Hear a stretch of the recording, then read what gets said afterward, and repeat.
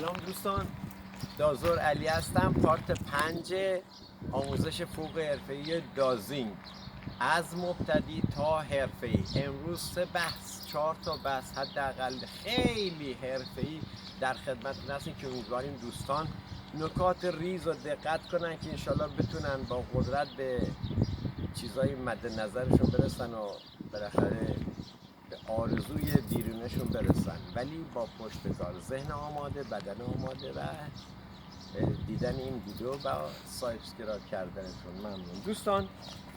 خدمت شما عرض کنم اولین مبحث تمیزی دستگاه هستش.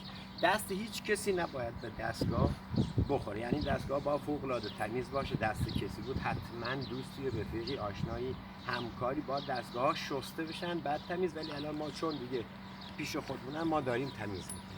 تمیز کردن دستگاه ها کامل، تمیز کردن آنتن های بلند دوستان، تمیز کردن آنتن های کوچک.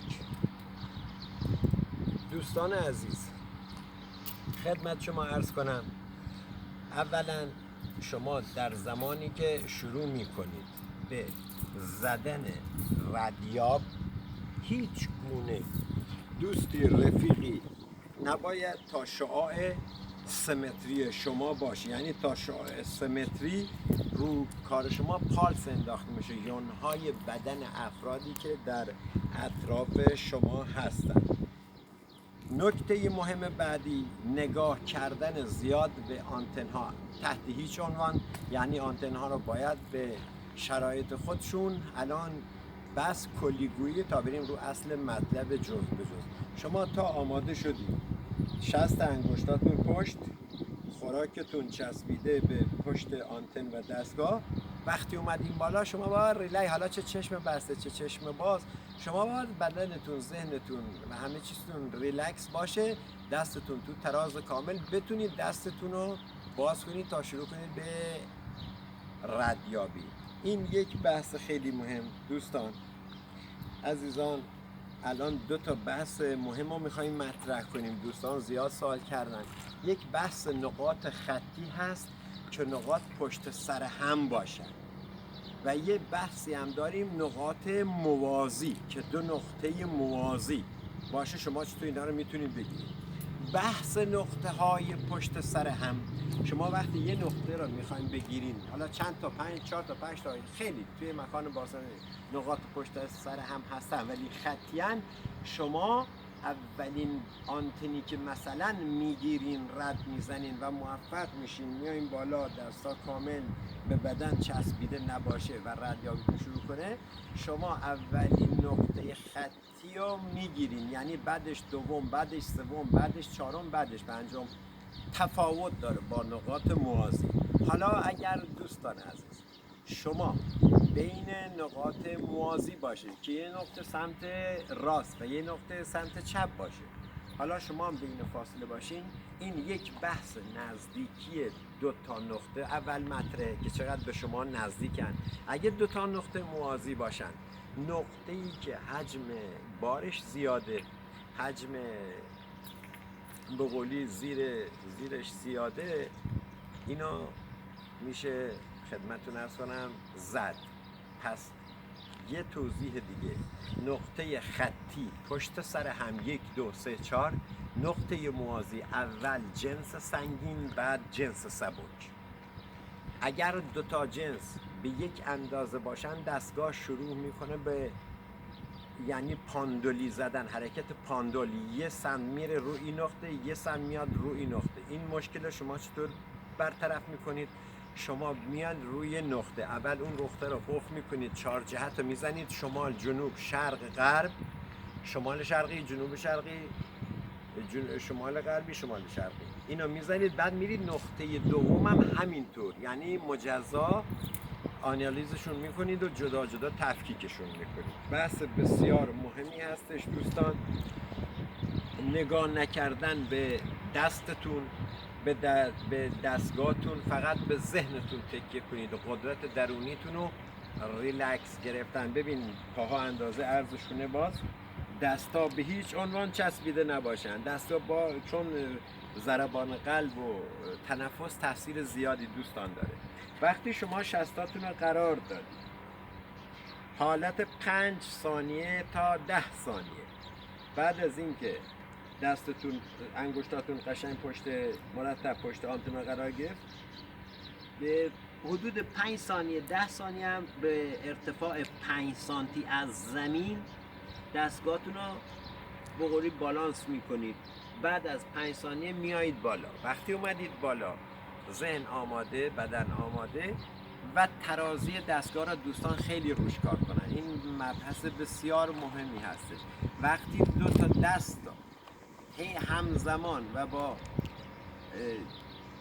تراز یک دست و با ریلکس بودن بدن همزمان مجدد دوستان دستای من بازه، انگشتای شست میاد پشت آنتنا قرار میگیره، خوراک چسبیده، 5 ثانیه سنسور چیز میشین با زمین همسد میشین به ارتفاع 5 ثانیه که نوک آنتنا نخوره. میایین بالا، دستتون رو دو تا انگشت و وقتی ذهنتون دست داد شما دو دستتون ترازه، این دو تا دستگاه باید سرعت کنش و واکنشون یکی باشه. دوستان نگاه کنن الان سرعت دو تا دستگاه یکیه، چنانچه سرعت دو تا دستگاه یک آنتن زیاد یک آنتن کم باشه شما بدونید در موقعیت ناترازی دستی قرار دارید. یعنی دستتون و روحتون و این سیستم مغزیتون هنوز اوکی نشده که شما بتونید دستگاه را خیلی تراز و بالانس نگه دارید. نکته بسیار مهمی عزیزان، تراز گرفتن دستگاه، حرکت یکسان دستگاه. دوستان در جریان باشن، یعنی سرعت هیچ تفاوتی نباید داشته باشه، چه حینی که نقطه در کنار شما باشه چه حینی که نباشه. الان بحث ردیابیه دوستان، میخوام ردیابی یا گام به گام پارت به پارت دنبال کنن تا بعد بریم سراغ نقطه زنی که شما بتونید نقطه های درجه یک رو در هر عمقی در هر سطحی.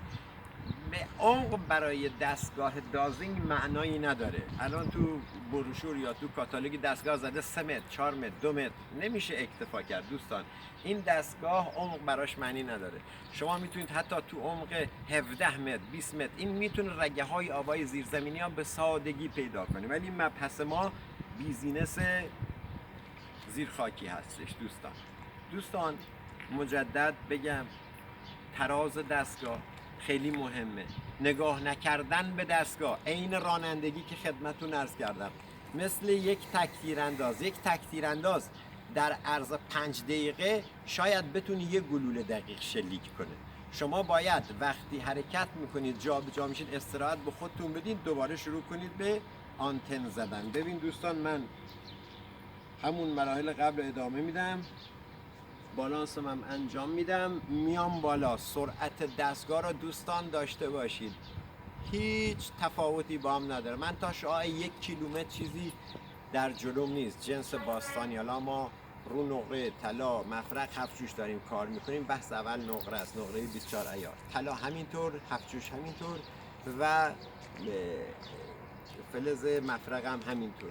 دوستان عزیز فعلا فقط پارت به پارت گام به گام دنبال کنید. سابسکرایب یادتون نره، زنگوله رو بزنید، یه لایک هم برای ما بفرستید عزیزان. دوستان عزیز حالا ما جا به جا که میشیم بس اینه، شما توی مسیر صاف توی دشتی جا به جا میشین خستگیتون کمتره. شاید بتونید 10 تا آنتن پشت سر هم دوستان عزیز بزنن، این ایرادی نداره. ولی اگر تستی بلندی باشه شما باید استراحتتون رو بکنید، نوشیدنیتون رو بنوشید استراحت کافی، بعد شروع کنید همون مراحلی که من میگم زدن. من الان مثلا میخوام تا شعاع مثلا 10 متر 2 تا نقطه برای شما بزنن که در جریان باشیم. من الان یه نقطه اینجا که زدم شما تصور فرضیتون باشه، من از این جایی که دستگاه زدم باید 1 کیلومتر برم جلوتر، ولی دوستان شما 100 متر به 100 متر جا به جا بشید. من الان خودم فوق تخصص داز دارم، من تو 500 متری جا به جا میشم، ولی دوستان شما تو 50 متری 100 متری جا به جا بشین، شروع کنید به نقطه زدن. مثلا من اینجا یه نقطه زدم نبود، آنتنا رو جمع میکنم میرم 500 متر جلوتر. ولی دوستان عزیز شما باید 50 متر 100 متر بیشتر جابجا نشید تا تمام مراحل بیاد دستتون و ریز کار بیاد دستتون و به آن چیزی که مد نظرتونه برسید. بعد که رفتیم رو مسائل نقطه زنی هم مراحلش همینطوره. خیلی عالی، فوق العاده عالی ویدیو را طراحی کردم، میذارم خدمتون که دقت کنید و به نتیجه دلخواهتون برسید. این حاصل سالها تجربه. شاید تو سطح جهان الان کسی نباشه که بتونه دازینگ رو در این حد تدریس کنه. خدایی باید کتابی نوشته بشه که الان دنبالشم پیگیرم که مکتوب باشه یا اصلا تو دانشگاه ها تدریس بشه، دستگاهی به این عظمت، دستگاهی به این قدرت ماورایی. ولی متاسفانه مردم اکثریت از قدرت این دستگاه اطلاع خاصی ندارن. دوستان آنتن های کوتاه را داریم میزنیم، فرقی نداره، دستم رو آنتن های کوتاه است برای ردیابی. آنتن های بلند تفاوتی که داره، شستتون سوار میشه، کنترل بهتری دارید. آنتن های بلند